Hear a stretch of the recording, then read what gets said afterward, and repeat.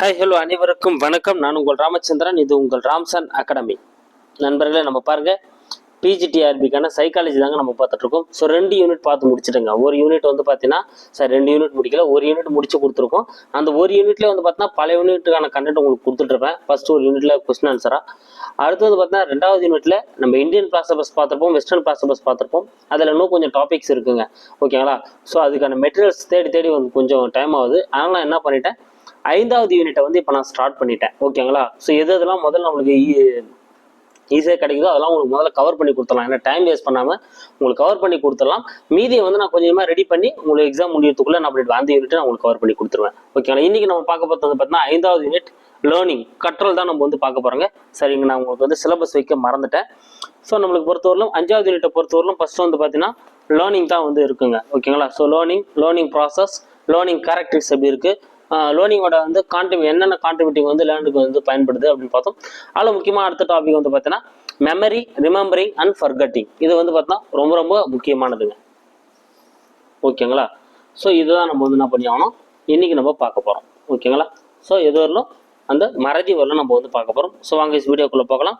So first நம்ம பார்க்க போகிறது கற்றல், இன்ட்ரோடக்ஷன் பார்க்கலாம். பாருங்க, ஒரு கற்றலை பற்றி ஒரு இன்ட்ரோடக்ஷன் தான். இது இருந்தாலும் முக்கியம் இல்லை, இருந்தாலும் நீங்கள் தெரிஞ்சுக்கோங்க.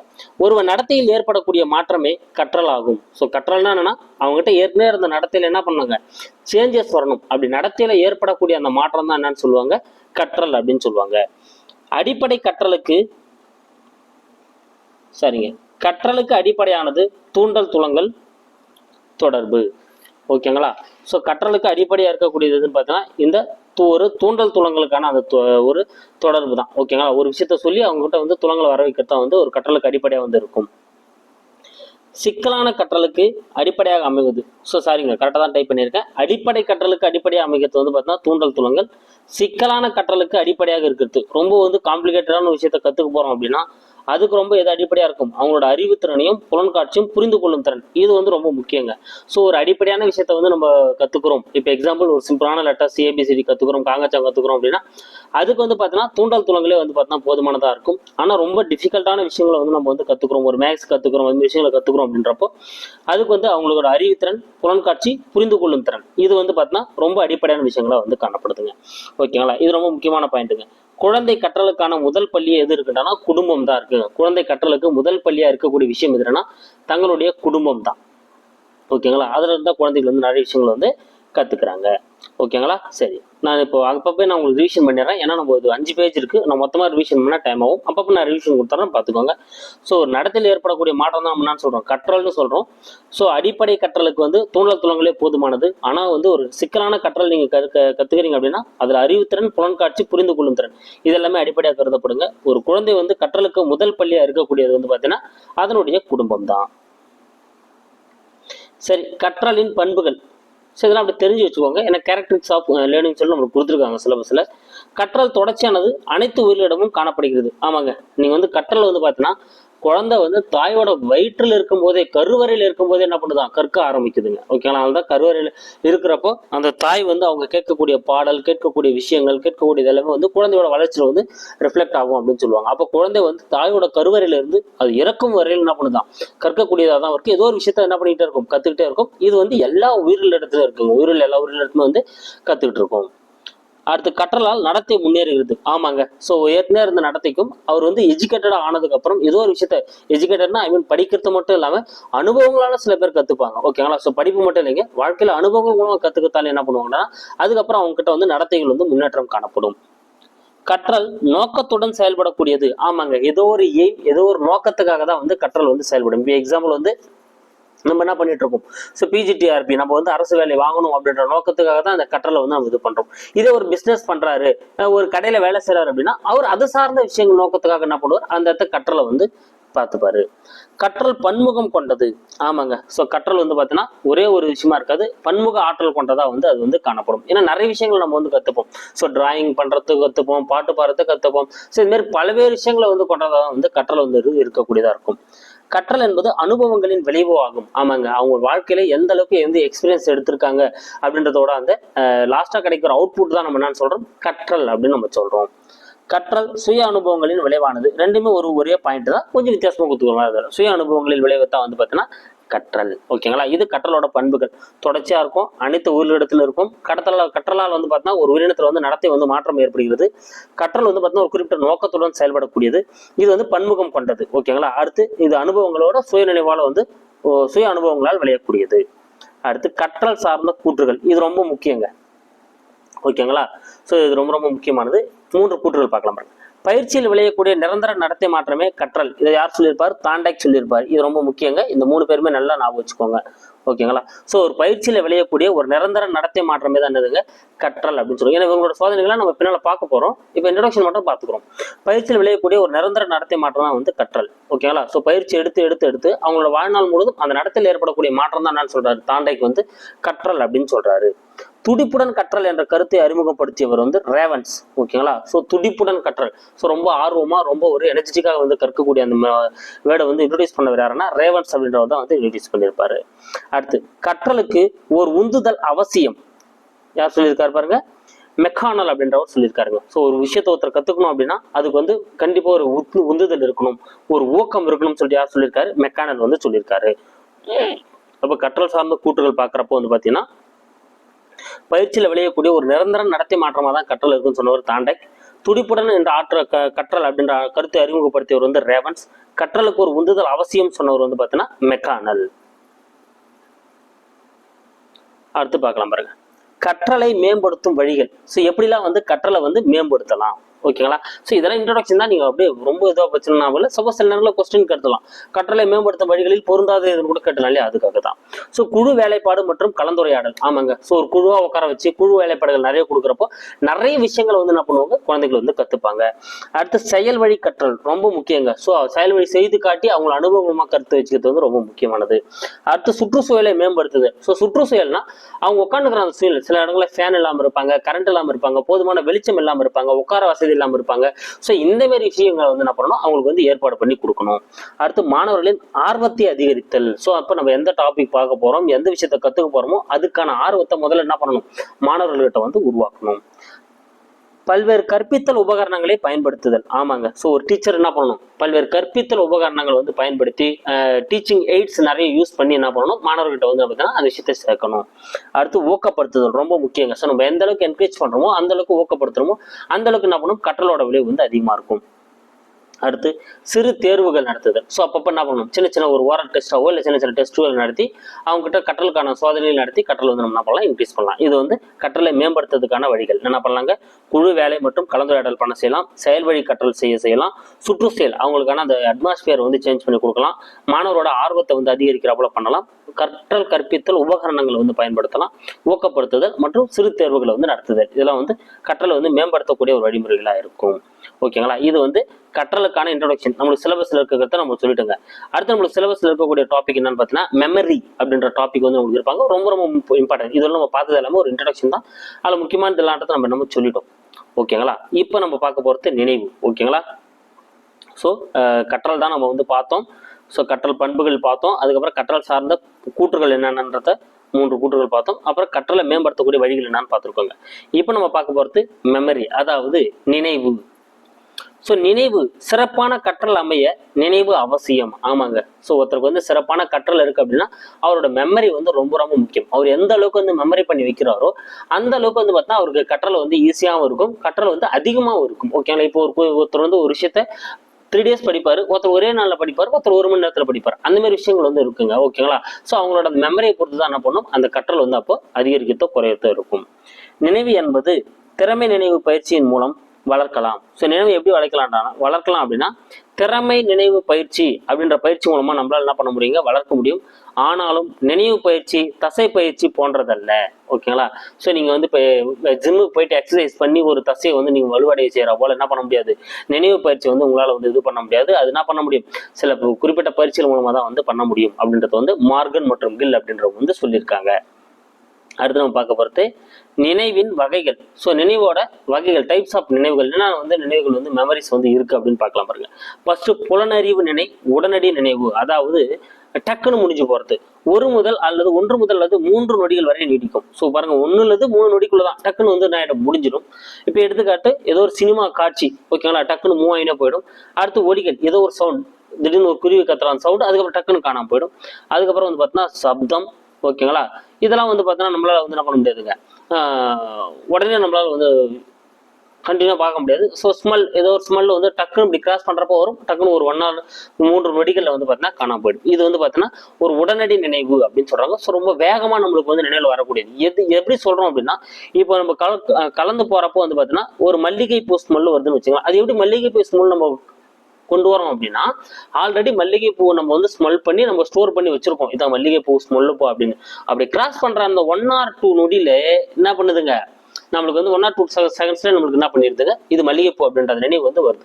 அப்ப இது ரொம்ப வேகமா வரக்கூடியது. எதெல்லாம் நம்ம துல்லியமா கற்று வைக்கிறோமோ அதெல்லாம் ரொம்ப வேகமா வரக்கூடியதா இருக்கும். ஓகேங்களா, ஒரு காட்சியா இருக்கலாம், டக்குன்னு வந்தோம்னா ஏப்பா இந்த ஹீரோ இவருப்பா, இந்த பேட் ஷர்ட் இதுப்பா அப்படின்னு டக்குன்னு சொல்லிடுவோம். அப்ப அதெல்லாம் வந்து உடனடியாக வரக்கூடியது. ஒரு பாடலை கேட்டோம்னா நம்ம என்ன பண்ணுவோம், இது மியூசிக் டைரக்டர் ஒரு பார்த்து இந்த வரி தான் வரும்னு சொல்லுவோம்.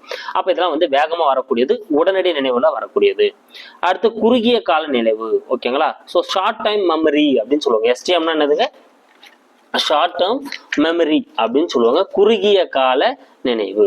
இது வந்து பார்த்தீங்கன்னா ஒரு 15 இருந்து 30 நொடிகள், ஸோ 5 இருந்து 30 நொடிகள் வரை என்ன பண்ண முடியும், நம்மளால வந்து நினைவில் வச்சு ஒரு விஷயத்தை வந்து செய்ய முடியும். ஸோ ஒரே நேரத்தில் 7 அல்லது 9 உருப்படிகளை நம்மளால என்ன பண்ண முடியும், நினைவில் வைத்திருக்க முடியும். இது ரொம்ப முக்கியங்க, நல்லா ஞாபகம் வச்சுக்கணும். ஸோ ஒரே நேரத்தில் நம்ம ஒரு விஷயத்த பார்க்குறோம் அப்படின்னா அதில் 7 இருந்து ஒரு 9 விஷயங்கள், ஓகேங்களா, அது அவங்களோட அந்த கூர்மைத்திறனை பொறுத்து என்ன பண்ணும், மாறும். மேக்ஸிமம் வந்து 7 இல்லைன்னா 9, ஓகேங்களா, மினிமம் 7 இல்லைன்னா 9 மேக்ஸிமம் வந்து என்ன பண்ண முடியும், நம்மளால வந்து நினைவு வந்து வச்சிருக்க முடியும். ஸோ அப்போ 15 இருந்து 30 நொடிகள் வரை நீடிக்க கொடுத்த நம்ம ஷார்ட் டேர்ம் மெமரி, குறுகிய கால நினைவு அப்படின்னு சொல்லுவோம். அடுத்து நீண்ட கால நினைவு, எல்டிஎம் அப்படின்னு சொல்லுவாங்க, லாங் டேர்ம் மெமரி அப்படின்னு சொல்லுவாங்க. ஓகேங்களா, இது என்ன பண்ணது, நம்மளுக்கு வாழ்நாள் முழுவதும் நீட்டிக்கக்கூடியது. என்னதுங்க, வாழ்நாள் முழுவதும் நீட்டிக்கக்கூடியது. ஸோ இதுன்னு பார்த்தீங்கன்னா பெருக்கல் வாய்ப்பாடு. ஸோ நம்ம சின்ன வயசுல கற்றுக்க பெருக்கல் வாய்ப்பாடு நம்மளோட வாழ்நாள் முழுவதும் என்ன பண்ணும், பயன்படக்கூடியதாக இருக்கும். வீட்டு தொலைபேசி எண், ஓகே, நம்மளோட ஃபோன் நம்பர், அதையும் நம்ம வந்து மறக்க மாட்டோம். அடுத்து மனைவியின் பிறந்தநாள், இது மறக்கவே மாட்டோம். ஏன்னா மனைவியோட பிறந்தநாளை மறந்தா அதுக்கப்புறம் தூண்டல் துளங்கள் எப்படி இருக்கும் அப்படின்றது நம்மளுக்கு தெரியும், காலத்துக்கு வந்து நம்மளால மறக்க முடியாது. அதனால மனைவியோட பிறந்தநாள் வந்து என்ன பண்ண முடியாது, மறக்க முடியாது. வாழ்நாள் முழுவதும் என்ன பண்ண முடியாது, இதெல்லாம் வந்து தொடரக்கூடியதா வந்து இருக்கக்கூடியது. ஓகேங்களா, அப்ப இதெல்லாம் வந்து லாங் டேர்ம் மெமரிஸ், நீண்ட நாட்கள் வாழ்நாள் முழுவதும் வந்து நம்மளுக்கு மறக்காம இருக்கக்கூடியதா வந்து இருக்கிறது. அடுத்து குருட்டு மனப்பாடம். அடுத்து நினைவோட வகைகள் நம்ம பார்க்க போகிறது குருட்டு மனப்பாடம். ஸோ பொருள் புரியாமல் என்ன பண்ணுறது, மனப்பாடம் மட்டும் வந்து செஞ்சு வைக்கிறது. எடுத்துக்காட்டு தமிழ் மற்றும் ஆங்கில மனப்பாட பகுதிகள். ஓகேங்களா, ஸோ நீங்கள் பார்க்கலாம், அந்த ஆங்கில மெமரி போயமாக இருக்கட்டும், தமிழில் இருக்கக்கூடிய மனப்பாட செயலாக இருக்கட்டும், என்ன பண்ணுவாங்க, ஸோ மாணவர்கள் வந்து அப்படியே மனப்பாடமாக வந்து ஒப்பிப்பாங்க. ஓ காட் பியூட்டிஃபுல், ஓ காட் பியூட்டிஃபுல் சொல்லிட்டு அந்த சாங்கிய பாட்டு முடிப்பாங்க. ஆனால் அதுக்கான மீனிங் கேட்டால் பசங்களுக்கு தெரியாது. ஓகேங்களா, அதே போல் வந்து தமிழ்லேயும் வந்து ஒரு மனப்பாட செயல் கேட்டீங்க அப்படின்னா பசங்க வந்து ஒப்பிச்சிருவாங்க. தாதுக சாலை தோறும் சண்பக காடு தோறும் அப்படின்னு சொல்லி ஒப்பிப்பாங்க. அது என்னப்பா எதனப்பா இருக்குது என்னப்பான்னு கேட்டால் சொல்ல தெரியாது. ஓகேங்களா, அதுதான் வந்து குருட்டுத்தனமா வந்து மனப்பாடம் பண்றது. அடுத்து சொற்பொருள் நினைவு, மொழியை பயன்படுத்தும் நினைவு. ஓகேங்களா, ஸோ நம்ம மொழியை பயன்படுத்தக்கூடிய நினைவு இது வளர வளர நம்மளுக்கு ஆட்டோமேட்டிக்காக வந்து வரக்கூடியதாக இருக்கும். இது வந்து குறைவான மறதிக்கு உள்ளாகக்கூடிய ஒரு நினைவு எதிரான்னு பார்த்தீங்கன்னா இதுதாங்க. ஸோ சொற்பொருள் நினைவு வந்து அந்த அளவுக்கு நமக்கு மறதிக்கு வராது. நம்ம சின்ன வயசுல கற்றுக்கின வேர்டு கூட இப்போ என்ன பண்ணுவோம், நம்ம வந்து யூஸ் பண்ணிட்டு இருப்போம். இது வந்து பார்த்தீங்கன்னா ஒரு நீண்ட நினைவு தான். அடுத்து சம்பவ நினைவு. சம்பவ நினைவுனா ஒரு குறிப்பிட்ட சம்பவம் வந்து பார்த்தீங்கன்னா நம்மளுக்கு வந்து என்ன பண்ணும், ஒரு நினைவை வந்து ஏற்படுத்தக்கூடியதா வந்து இருக்கும். ஆனா இது வந்து அந்த அளவுக்கு வந்து பார்த்தீங்கன்னா ஒரு ஒருங்கமைக்கப்பட்டிருக்காதுங்க. ஒரு அழகா அடுக்கி வைக்கப்பட்டிருக்காது. நினைவுகள்லாம் எப்பனா சமீபத்தில் வந்து என்ன பண்ணும், ஏதோ ஒரு சம்பவத்தை பார்க்குறப்ப இந்த சம்பவங்கள் வந்து நம்மளுக்கு நினைவுபடுத்தக்கூடியதா இருக்கும். ஓகேங்களா, ஸோ இப்போ இதான் வந்து நினைவோட அந்த வகைகள் என்னென்ன பார்த்தோங்க. ஸோ புலனறி நினைவு இது 1 to 3 நொடிகள் தான் நீடிக்கும்னு பார்த்தோம். ஷார்ட் டேர்ம் மெமரினா வந்து பார்த்தீங்கன்னா 15 to 30 நொடிகள். அடுத்து நீண்ட காலம்னா லாங் டேர்ம் மெமரி வந்து பார்த்தீங்கன்னா வாழ்நாள் முழுவதும் நீடிக்கக்கூடியதாக இருக்கும். குருட்டுமான படம்னா என்னன்னு பார்த்தோம், சொற்பொருள் நினைவு. இது வந்து குறைவான மறதிக்கு உள்ளாகக்கூடிய ஒரு நினைவு எதுனான்னு பார்த்தீங்கன்னா சொற்பொருள் நினைவு தான். ஓகேங்களா, அடுத்து பார்க்கலாம் பாருங்க, நினைவின் படிநிலைகள் ரொம்ப முக்கியங்க. இது கேட்கறதுக்கான வாய்ப்புகள் இருக்கு. ஸோ நினைவோட அந்த படிநிலைகள்,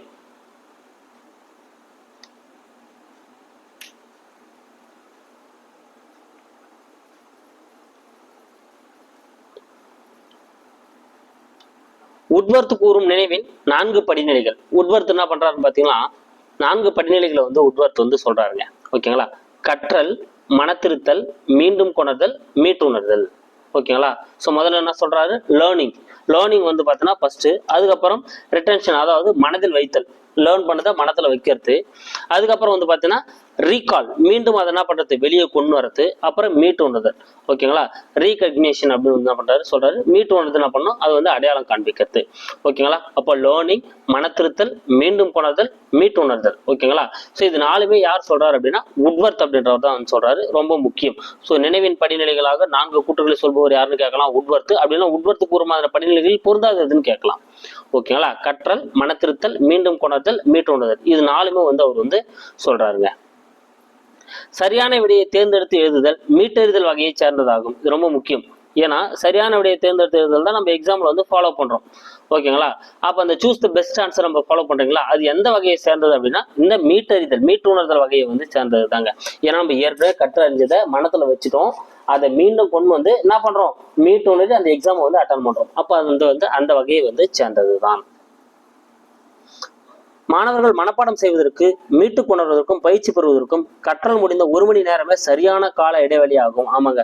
ஸோ மாணவர்கள் வந்து நீங்க மனப்பாடம் செஞ்சு வச்சுட்டு அதை வந்து மீட்டு கொணர வைக்கணும் அப்படின்னா அந்த அவங்க படிச்சதுல இருந்து 1 மணி நேரம் தான் வந்து பார்த்தீங்கன்னா சரியான கால இடைவெளி. அந்த நேரத்தில் நீங்க ரீகால் பண்ணீங்க அப்படின்னா அவங்களுக்கு வந்து உடனே என்ன ஆகும், ரீகால் ஆகும், மெமரில இருந்து உடனே வரும். நினைவை மேம்படுத்துவதும் முக்கியமான SQ3R மெத்தட்ஸ். ஓகேங்களா, இது ரொம்ப முக்கியங்க. ஓகேங்களா, SQ3R மெத்தட்ஸ் எப்படி வந்து ஒரு நினைவை வந்து மேம்படுத்தலாம் அப்படின்றது. ஃபர்ஸ்ட் பாருங்க, எஸ்னா வந்து சர்வே. சர்வேனா என்னதுங்க, நோட்டம் விடுதல். ஓகேங்களா, சர்வேனா வந்து ஃபர்ஸ்ட் என்ன பண்ணணும், நம்மளுக்கு எது எதெல்லாம் தேவை அப்படின்றது ஒரு கிளான்ஸ் வந்து நோட்டம் விடணும். அடுத்து கியூனா வந்து கொஸ்டினிங், அதாவது வினா எழுப்புதல். ஸோ நிறைய கேள்விகள் கேட்டு நீங்க அது மூலமா விடை எழுந்துட்டீங்கன்னா அது உங்களுக்கு வந்து நினைவு வந்து அதிகரிக்கும், மறக்காது. அடுத்து பாருங்க ரிசைட், அதாவது வாய் விட்டு சொல்லி பார்த்தல். அடுத்து ரிப்பீட், பலமுறை சொல்லி பார்த்தல். அடுத்து ரிவ்யூ, மீள் பார்வை செய்தல். அப்போ 3R. ஓகேங்களா, ஸோ முதல்ல என்ன பண்ணணும், வாய் விட்டு அந்த விஷயங்களை சொல்லி பார்க்கணும். அப்படி ரிப்பீட்டடா பலமுறை சொல்லி பார்க்கணும். அப்புறம் கொஞ்ச நாள் கழிச்சு மறுபடியும் என்ன பண்ணணும், நம்ம என்னென்ன ஞாபகம் வச்சுக்கின்றத ரிவ்யூ பண்ணணும். இப்படி பண்றப்போ வந்து பார்த்தீங்கன்னா அது நம்மளுக்கு நினைவு வந்து அதிகப்படுத்தக்கூடியதாக வந்து இருக்கும். அப்போ எஸ்னா சர்வே, கியூனா கொஸ்டினிங், ரிசைட், அப்புறம் ரிப்பீட், அப்புறம் ரிவ்யூ. ஓகேங்களா, ஸோ இது எல்லாமே வந்து பார்த்தீங்கன்னா இந்த SQ3R மெத்தட்ஸ். அடுத்து நினைவு குறைபாடுகள். ஸோ நினைவு குறைபாட்டு நோய்கள் அப்படின்னு சொல்றாங்க, மெமரி டிசார்டர்ஸ் அப்படின்னு வந்து இதை வந்து சொல்லுவாங்க. இதனால வந்து நான் பண்றேன்னா நிறைய குழந்தைகளுக்கு வந்து இந்த மெமரி ப்ராப்ளம்ஸ் வந்து வரக்கூடியதா இருக்கும். ஃபர்ஸ்ட் வந்து பார்த்தீங்கன்னா டிமென்சியா அப்படின்ற நோய் வந்து பார்த்தீங்கன்னா இந்த மறதி குறைபாட்டு ஒரு நோய். அடுத்து அல்சீமர்னு சொல்லுவாங்க. இது என்ன பண்றோம்னா சின்ன சின்ன விஷயங்களை கூட அவங்களால மறக்க முடியாம ஒரு பாதிக்கப்படக்கூடிய ஒரு நோயா இருக்கும், அது அல்சீமர் நோய். அடுத்து அம்னீசியா, இது நம்ம பரவலாக கேள்விப்பட்டிருப்போம். உனக்கு என்ன அம்னீசியாவா அப்படின்னு நம்ம பேச்சுவாக்கிலே வந்து கேட்போம். இது வந்து பார்த்தீங்கன்னா ஸோ நீண்ட காலத்துக்கு வந்து பார்த்தீங்கன்னா அது சொல்ல முடியாத, தேர்ந்தெடுத்து சொல்ல முடியாத அளவுக்கு என்ன பண்ணுவாங்க, அவங்க பாதிக்கப்பட்டிருப்பாங்க. அடுத்து நானூனி பிறழ்ச்சி அப்படின்னு சொல்லுவாங்க, அதாவது டிப் ஆஃப் டங் அப்படின்னு சொல்லுவாங்க, TOT அப்படின்னு சொல்லுவாங்க. நம்மளுக்கு தெரியும், ஐயோ தொண்டவரில் இருக்குதுப்பா வரமாட்டேங்குதுப்பா அப்படின்னு சொல்லணும். எல்லாருமே இந்த லைஃப்ல நம்ம யூஸ் பண்ணியிருப்போம். அச்சோ தொண்டவரில் இருக்குதுப்பா வரமாட்டேங்குதுப்பா, ஏதோ ஒன்று சொல்லணும்னு நினைக்கிறேன்ப்பா வரமாட்டேங்குதுமான்னு சொல்லுவீங்களா, அதுதான் இது. இந்த நானூனி நிகழ்ச்சி, நாக்கோட நுனியில வந்து என்ன பண்ண முடியாது, நம்ம அதை வந்து ப்ரொனவுன் பண்ணி சொல்ல முடியாத அளவுக்கு நம்ம என்ன பண்ணணும், தடை பண்ணணும். அது நானூனி நிகழ்ச்சி. அடுத்து வந்து பார்த்தீங்கன்னா அனோமியா அப்படின்ற ஒரு மறதி நோய் வந்து இருக்கு. இது என்னன்னா ஒரு சரியான வார்த்தையை வந்து நம்மளால வந்து சொல்ல முடியாது. இப்போ வந்து எடுத்துக்காட்டு வந்து பார்த்தா சில பேர் வந்து பார்த்தா வாழைப்பழம் அப்படின்னு சொல்லுவாங்க, வாழைப்பழம்னு சொல்ல மாட்டாங்க, வாழைப்பழம் அப்படின்னு சொல்லுவாங்க. இந்த மாதிரி சில வேர்டுகள் வந்து பார்த்தா சில பேருக்கு வாயில வந்து வராது, சில பேருக்கு ரா வராது, சில பேருக்கு வந்து பார்த்தீங்கன்னா ரொம்ப பெரிய வார்த்தைகள் தான் சொல்ல மாட்டாங்க. அந்த மாதிரி விஷயங்கள் வந்து பார்த்தீங்கன்னா அமோனியா அப்படின்னு சொல்லுவாங்க. சில வார்த்தைகள் வந்து அவங்களுக்கு வாய் குளர ஆரம்பிச்சிடும். அடுத்து ஹைப்பர்திமிஷியா அப்படின்றது வந்து பார்த்தீங்கன்னா இது மனிதனோட மூளையில ஏற்படக்கூடிய ஒரு பாதிப்பு. இதனாலே அவங்களுக்கு என்ன ஆகும்னு பார்த்தீங்கன்னா மறதி வந்து ஏற்படக்கூடிய வாய்ப்பு இருக்கும். இதெல்லாம் வந்து நினைவு குறைபாடு ஏற்படுவதற்கான ஒரு நோய்களா வந்து பார்க்கப்படுதுங்க. ஓகேங்களா, ஸோ இப்போ நம்ம நினைவை பற்றி நம்ம வந்து பார்த்தோம். ஃபர்ஸ்ட் நம்ம நினைவுனா என்னன்னு பார்த்தோம். அடுத்து நினைவோட வகைகள் என்னன்னு பார்த்தோம். குறுகிய கால, லாங் டைமு, குருட்டு சொற்பொருள், சம்பவ நினைவு பார்த்தோம். நினைவோட படிநிலைகள் வந்து உட்வர்த் என்ன சொல்லியிருக்காருன்னு பார்த்தோம். அதுக்கப்புறம் வந்து நினைவுலாம் எப்படி இருக்கணும் அப்படின்றத பார்த்துட்டு எப்படி நினைவை மேம்படுத்தலாம், நினைவு வந்து குறைபாடு ஏற்படுறதுக்கான நோய்கள் என்ன அப்படின்றதையும் நம்ம வந்து பார்த்துட்டோம். அடுத்து நம்ம பார்க்க போகிறது மறதி, ஃபர்கட்டிங். ஓகேங்களா, உங்களுக்கு வந்து பார்த்தீங்கன்னா ரிமெம்பரிங் கொடுத்துருப்பாங்க சிலபஸில். ஓகேங்களா, ஸோ ரிமெம்பரிங் அப்படின்றது ஒரு சின்ன 3 பாயிண்ட் தான், அது உங்களுக்கு நான் PDF கொடுக்குறப்ப கொடுத்துறேன். அடுத்து நம்ம பார்க்க போகிறது முக்கியமானது ஃபர்கட்டிங். ஸோ ஃபர்கட்டிங் நீங்கள் முக்கியமாக ஞாபகம் வச்சுக்கிறது பார்த்தீங்கன்னா எபிங்சன் அந்த மறத்தல் கோட்பாடு அப்படின்னு சொல்லுவாங்க. அது ரொம்ப ரொம்ப ரொம்ப முக்கியமானது. ஓகேங்களா, சரி இருந்தாலும் நீங்கள் பார்க்கலாம் பாருங்க. நினைவின் எதிர்மறையான செயலாகும் மறதி. ஆமாங்க. ஸோ நினைவுக்கு ஒரு எதிர்மறையான செயல் தான் வந்து மறதி. நம்ம எல்லாருமே ஏத்துப்போம். கரெக்ட் தான் இல்லையா? நினைவுக்கு வந்து எதிர்மறையான ஒரு செயல் தான் வந்து மறதி. உண்மையான கற்றல் என்பது நியாயமான மறத்தல் ஆகும். பாருங்க, உண்மையான ஒருத்தன் கத்துக்கிட்டான் அப்படின்னா நியாயமா அவன் மறக்கக்கூடியதா இருந்தால் தான் உண்மையான கற்றல்னு சொல்றாரு. True learning is a judicious forgetting. ஓகேங்களா? ஸோ நியாயமா அவன் என்ன பண்ணணும், மறக்கணும். அப்பதான் அவன் உண்மையா கத்துக்கிறான்னு அர்த்தம் அப்படின்னு சொல்லிட்டு யார் சொல்றாரு அப்படின்னா டாக்டர் ஆதம் அப்படின்றவர் வந்து சொல்றாரு. ரொம்ப முக்கியமான ஒரு வாசகம், நல்லா நான் வச்சுக்கோங்க. நினைவு கூறுதலில் ஏற்படும் தோல்வியே மறதி. ஸோ நினைவு கூற முடியாம அவன் என்ன பண்றான், தோல்வி அடைஞ்சிடறான். அதுதான் மறதி அப்படின்னு சொல்லிட்டு யார் சொல்றாரு அப்படின்னா மண் அப்படின்றவர் வந்து சொல்றாருங்க. அடுத்து, நாம் எவற்றையெல்லாம் மறக்க விரும்புகிறோமோ அவற்றையே மறக்கிறோம் அப்படின்னு சொல்றது சிக்மண்ட் ஃப்ராய்ட். இது ரொம்ப முக்கியமான ஒரு வாசகம். நம்ம எதெல்லாம் மறக்கணும்னு நினைக்கிறோமோ அதாம மறக்கிறோம், சிம்பிளா முடிச்சுட்டு போங்கப்பா அப்படின்னு சொன்ன சிக்மண்ட் ஃப்ராய்ட் வந்து அழகா சொல்லிடுறாரு. இது ரொம்ப முக்கியமான 2 பாயிண்ட்டுங்க. வேதனையான அனுபவங்களை நனவு பகுதிக்கு அனுப்ப மறுப்பது நசுக்குதல் ஆகும். ஓகேங்களா? ஸோ ஏதோ நம்மளுக்கு வேதனையான ஒரு நினைவுகள் இருக்கும். எல்லாருக்கும் ஏதோ ஒரு வேதனையான நினைவு இருக்குதுன்னு வச்சுங்களேன். அது வந்து நம்ம மறுபடியும் நம்ம நினைவு பகுதிக்கு வராமலே நம்ம என்ன பண்ணுவோம், அதை வந்து நம்ம வந்து ஒதுக்கித்தல பார்ப்போம். அப்படி கொள்றதான் வந்து நம்ம என்ன சொல்றோம், நசுக்குதல் அப்படின்னு நம்ம வந்து சொல்றோம். இது வந்து பார்த்தீங்கன்னா செயல்படும் மறதி அப்படின்னு சொல்லுவாங்க. இந்த வேர்டு ரொம்ப முக்கியம், நல்லா ஞாபகம் வச்சுங்க. இது ஒரு செயல்படும் மறதி ஆகும் அப்படின்னு கொடுத்துருவாங்க. எதுங்க, நசுக்குதல் அப்படின்றதான் வந்து செயல்படும் மறதி. அடுத்து, வலியான நினைவுகள் நினைவில் வராமல் இருக்க வலுக்கட்டாயமாக தடை செய்வது. என்ன பண்றதுங்க, வலுக்கட்டாயமா அது நீ தயவுசெய்து வராத அப்படின்னு சொல்லிட்டு வலுக்கட்டாயமா போட்டு அதை அடிச்சு உடைச்சு உட்கார வைப்போம். அதான் நம்ம என்ன சொல்றோம், அடக்குதல் அப்படின்னு சொல்றோம். ஓகேங்களா? ஸோ இங்க மறுக்கிறோம், நம்ம நினைவுக்கு வராம இருக்கணும்னு மறுக்கிறது நசுக்குதல், வலுக்கட்டாயமா பண்றது வந்து அடக்குதல். ஸோ இது ரெண்டுத்தையுமே யார் வந்து விளக்கியிருப்பார் அப்படின்னா, நசுக்குதல் மற்றும் அடக்குதல் வந்து யார் விளக்கியிருப்பார் அப்படின்னா சிக்மண்ட் ஃப்ராய்ட் தான் வந்து விளக்கியிருப்பார். உளப்பகுப்பாய்வு கோட்பாடு அப்படின்ற கோட்பாடை வந்து உருவாக்கிய அந்த சிக்மண்ட் ஃப்ராய்ட் தான் வந்து என்ன பண்ணியிருப்பாரு, இந்த நசுக்குதல் அடக்குதலை பத்தி விவரித்திருப்பாரு. ஓகேங்களா? ஸோ நம்ம பாருங்க, மறதியை பத்தி பார்த்தோம், மறதினா என்னன்னு பார்த்தோம், யாரெல்லாம் மறதியை பத்தி என்னென்ன சொல்லியிருக்காங்க அப்படின்றத இங்க நம்ம வந்து பார்த்தோம். இப்போ அதனோட தொடர்ச்சி நம்ம பார்க்க போகிறது மறத்தல் கோட்பாடுகள். ஸோ மறத்தல் எதனால ஏற்படுது, என்னென்ன கோட்பாடுகள் பார்க்கலாம் பாருங்க. ஃபர்ஸ்ட், பயன்படுத்துவதன் விளைவாக அழிதல். ஸோ பயன்படுத்தாம இருக்கிறதுனால அழிந்து போதல். ஓகேங்களா? ஸோ இது எல்லாருக்குமே இயல்பாகவே தெரியும். ஸோ ஒரு விஷயத்த நம்ம ரொம்ப நாளாக பயன்படுத்தாமல் இருந்தோம் அப்படின்னாலே அது கொஞ்சமாக நம்ம நினைவு விட்டு போக ஆரம்பிச்சிடும். அதுதான் நம்ம என்ன சொல்கிறோம், பயன்படுத்தாமல் இருப்பதால் வந்து அழிஞ்சு போகிறது அப்படின்னு நம்ம வந்து சொல்கிறோங்க. இப்போ எக்ஸாம்பிள், நீங்கள் வந்து இப்போ ஒரு பிஜிடிஆர்பி ப்ரிப்பேர் ஆகிட்டே இருப்பீங்க. இப்போ ஒரு டூ த்ரீ இயர்ஸ்க்கு அப்புறம் கழிச்சு மறுபடியும் பிஜிடிஆர்பி வருது.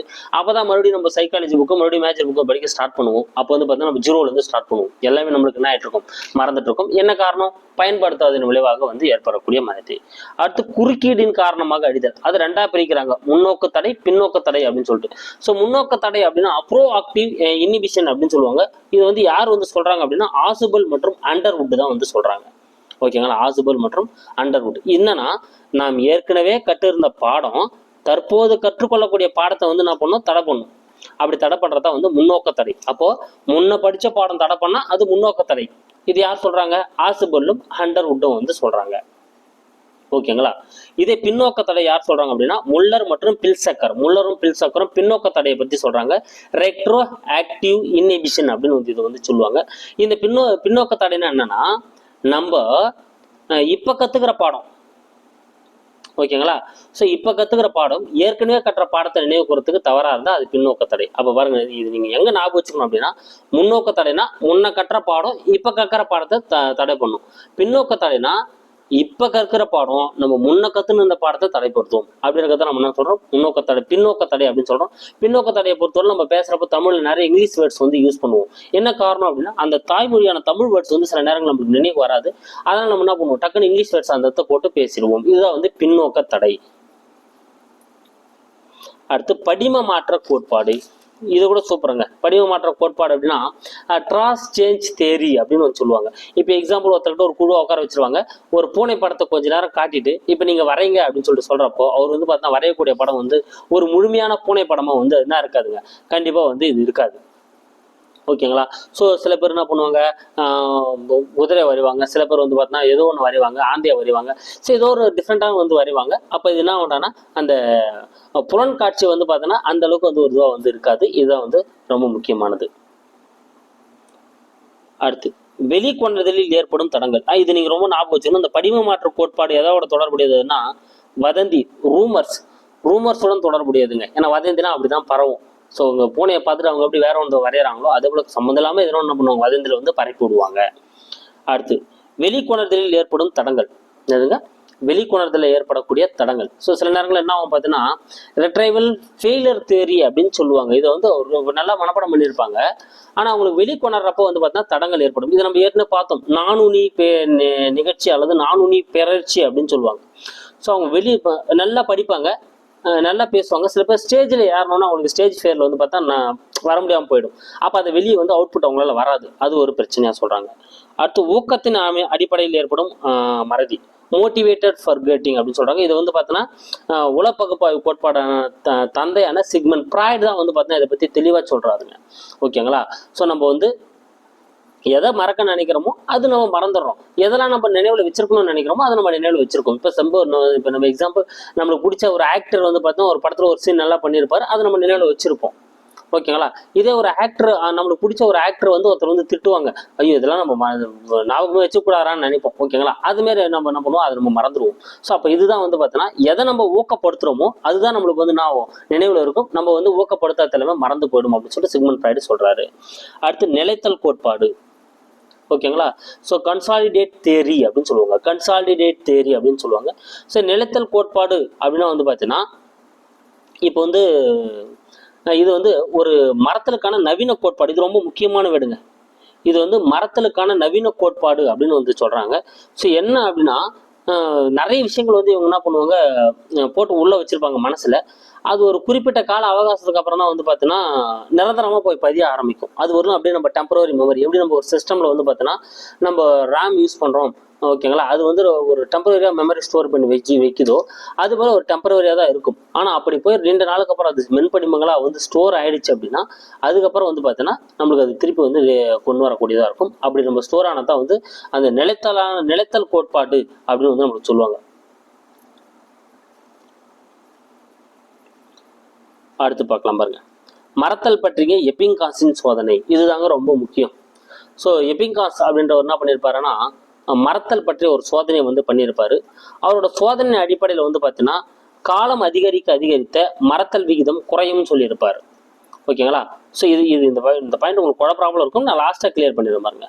கற்றலில் முதலில் 1 மணி நேரம் அரை பங்கும், ஸோ முதல்ல 1 மணி நேரம் வந்து பார்த்தீங்கன்னா 2ல் 1 பங்கு மறந்துடுது. 8 மணி நேரத்தில் 3ல் 2 பங்கு மறந்துடுது. ஒரு வாரத்தில் 5ல் 4 பங்கு என்ன ஆயிடுதுன்னு பார்த்தீங்கன்னா மறந்துடுது. இது ஒரு சோதனை பிரகாரம் வந்து என்ன பண்றாரு, நிரூபிக்கிறாரு. அதே போல ஒரு கல்லூரியில் என்ன பண்றாங்கன்னா 40 நிமிடம் வந்து சொற்பொழிவு நடத்துறாங்க. அந்த 40 நிமிட சொற்பொழிவுக்கு பின்னால வந்து பார்த்தீங்கன்னா நினைவு கூற சொன்னா 62% வந்து நினைவு கூற முடிஞ்சுதுங்க. ஒரு 3 days, ஸோ ஒரு 3 நாள் லீவா போகுது. லீவுக்கு அப்புறம் வந்து நினைவு கூறுங்கப்பான்னு சொன்னா வெறும் 20% மட்டும் தான் வந்து அதில் என்ன பண்ண முடிஞ்சுது, நினைவு கூற முடிஞ்சுது. அப்போ காலம் சொல்ல என்ன ஆகுதுங்க, அந்த மரத்தில் வந்து கொண்டு போய்கிட்டே இருக்கு. ஸோ அவர் சொன்ன மரத்தல் வளைகோடு. ஸோ இந்த மரத்தல் வளைகோடை பொறுத்தவரைக்கும் எப்படி இருக்குன்னு பார்த்தீங்கன்னா இப்படி இருக்குங்க. ஓகேங்களா? ஸோ 4 இங்கே கொடுத்துருப்பாரு. அந்த மரத்தல் விகிதம் இங்கே கொடுத்துருப்பாரு. 1, 2, 3, 4, 5 நாட்கள்னு கொடுத்துட்ருப்பாரு. ஒரு நாளில் பார்க்குறப்போ அது இப்படி வருங்க. ஸோ இப்படி இறங்கினே வரும். ஓகேங்களா? அப்படின்னா இப்போ என்ன வரும், கொஞ்சம் மக்களே இறங்கினே வரும். அதை தான் அவர் என்ன சொல்கிறாரு, ஸோ அந்த மரத்தல் வந்து காலம் அதிகரிக்க அதனோட விகிதம் வந்து குறைஞ்சினே வரும்னு சொல்கிறதுக்கான காரணம் தான். ஏன்னா ஒரு நாளில் வந்து பார்த்தீங்கன்னா கிட்டத்தட்ட 20 நிமிடத்தில் வந்து பார்த்தீங்கன்னா 47% வந்து பார்த்தீங்கன்னா குறையுதுங்க. 20 நிமிடத்தில் 47% வந்து என்ன பண்ண ஆரம்பிக்குது, குறைய ஆரம்பிக்குது. அப்புறம் ஒரு நாளில் வந்து பார்த்தீங்கன்னா 70% வந்து பார்த்தீங்கன்னா அவங்களுக்கு வந்து குறைய ஆரம்பிக்குது. 2வது நாளில் வந்து பார்த்தீங்கன்னா 72, 3வது நாளில் வந்து பார்த்தீங்கன்னா 75, 4வது நாளில் வந்து பார்த்தீங்கன்னா 79%.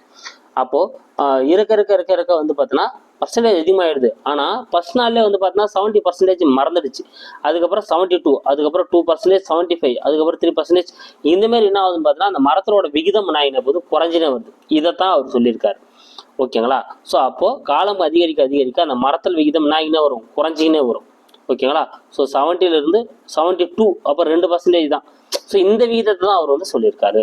ஓகேங்களா? இது வந்து அப்போ எப்பிங்காஸோட அந்த மரத்தல் வளைகோடு வந்து சொல்லக்கூடியது. ஸோ மரத்தல் வளைகோடு யார் சொன்னது அப்படின்னு சொல்லுவாங்க, எப்பிங்காஸ் தான் வந்து சொல்லியிருப்பாருங்க. ஓகேங்களா? ஸோ இதில் நான் உங்களுக்கு வந்து ஒரு விஷயத்த வந்து நான் விட்டுட்டேன். நினைவு வீச்சு அப்படின்ற ஒரு விஷயம் ரொம்ப முக்கியம். அது எக்ஸாமில் கேட்கக்கூடிய ஒரு இடம் தான். அதை விட்டுட்டு இருக்கேங்க. அந்த நினைவு வீச்சை பற்றி நான் உங்களுக்கு கண்டிப்பா நான் உங்களுக்கு சொல்லிடுறேன். நினைவு வீச்சை பொறுத்தவரையிலும் ஒரே நேரத்துல வந்து நம்ம ஏற்கனவே சொன்ன 7 இருந்து 9 உருப்படிகள் வந்து நம்மளால வந்து பார்க்க முடியும். அதை வந்து நினைவு ஊச்சுன்னு சொல்லுவாங்க. அந்த நினைவு வீச்சு வந்து பார்த்தீங்கன்னா மெமரி ட்ரம் அப்படின்ற ஒரு உருளை, நினைவு உருளை என்ற ஒரு உருளை வச்சு என்ன பண்ணுவாங்க, அளவிடக்கூடியதா வந்து இருக்கும். ஓகேங்களா? ஸோ வயது அதிகரிக்க நினைவு வச்சு நம்மளுக்கு என்ன போகும், அதிகரிச்சுக்கிட்டே போகும் அப்படின்னு அதை சொல்லியிருப்பாங்க. அது எந்த வயசுலேருந்து எந்த வயசு வரலையும் எவ்வளோ நினைவு வச்சுன்னு நம்ம ஞாபகம் வச்சுக்கணும். அதை உங்களுக்கு வந்து கொடுத்துட்றேன். ஓகேங்களா? சரிங்க, இன்னைக்கு நம்ம கற்றலை பற்றி நம்ம வந்து பார்த்துருக்கோம். நினைவு மற்றும் மறதி எல்லாமே நம்ம வந்து பார்த்துருக்கோம். கண்டிப்பாக இந்த வீடியோ உங்களுக்கு வந்து பயனுள்ளதாக இருந்திருக்கும். So thank you guys. கண்டிப்பாக நம்ம எந்த யூனிட் நம்மளுக்கு சீக்கிரம் முடிக்க முடியுமோ அந்த யூனிட்லாம் முடிச்சுட்டு நான் உங்களுக்கு போயிடுறேன். ஸோ சிலதெல்லாம் கண்டென்ட் வந்து தேடி எடுக்க வேண்டியதாக இருக்குது. ஸோ அந்த கண்டென்ட்லாம் நான் உங்களுக்கு வந்து பொறுமையாக கொடுத்துட்றேன். ஓகேங்களா? So thank you guys. அடுத்த வீடியோவில் வந்து நான் உங்களை சந்திக்கிறேன். நம்ம சேனலுக்கான புதுசாக வந்து நம்ம சேனலை சப்ஸ்கிரைப் பண்ணிங்க, கூட பக்கத்தில் பெல் பண்ணி கிளிக் பண்ணி நோட்டிஃபிகேஷன் ஆல் அப்படின்றதையும் கொடுத்துக்கோங்க. அப்போ தான் நம்ம போகிற வீடியோஸ் உடனடியாக உங்களுக்கு வந்துட்டு இருக்கும். Thank you guys.